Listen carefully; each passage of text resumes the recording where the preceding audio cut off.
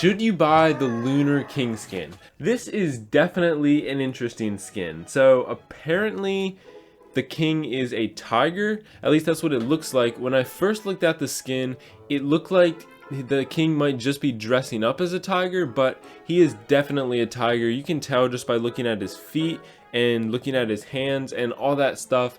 His tail could definitely be tacked on, but it's definitely a tiger, and it's not the weirdest thing we've seen. And I don't know that much about Lunar New Year, so there's a lot of things on here that I probably don't understand. He's these two big flags sticking off the back of him, and he has this huge ponytail. For some reason, he's always holding his sword above his head, even when he's walking around and attacking, as you'll see later. I mean, I don't hate the skin. It's a cool skin. I don't really understand it, but for what it is a really cool skin, I think. You get all the typical animations you would expect from a skin of this price. The selection animation is really cool, and the sound design on this skin is incredible. So many perfect sound effects for this skin. It has the growling, it has the fabric sound of the flags waving, and it has metallic sounds, all the sound effects you could want. When you click on him, you can hear just all the great sound effects they put on this skin. I want to take him into a quick attack to show you guys these animations that he has. Let's start from the bottom. First of all, when I deploy him, just watch and listen.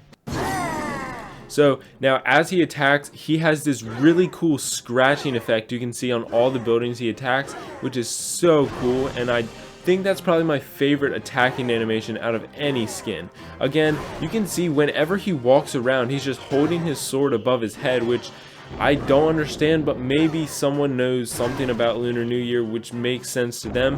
But now let's pop his ability and he spawns little barbarians. The interesting thing is they have tiger helmets, but they are still barbarians. They're not little tigers. So he is a real tiger, but he spawns barbarians that are just dressed up as tigers. His knockout animation at first I thought was the same as all the other skins, but you can see that he kind of presses his two hands together in kind of, one is a fist and then the other one is wrapped around the fist, which is really cool. Alright, the last thing I want to look at is I just want to make him lose some health, and then we'll see if he has a custom sleeping animation. Alright, so he just lost a little bit of health. We can see if he has a sleeping animation. He does. It looks like he's just kind of laying on his altar. The flags are waving a little bit, but then his sword, I can't tell if the sword is sticking into the ground or if it's floating. I'm gonna assume it's sticking into the ground. So you can see he has those 3 points on the end of his sword, but you can see those 3 points right here, so it may not be sticking into the ground. I don't know. This is, I think, a great skin, especially with all the animations. It's definitely worth the money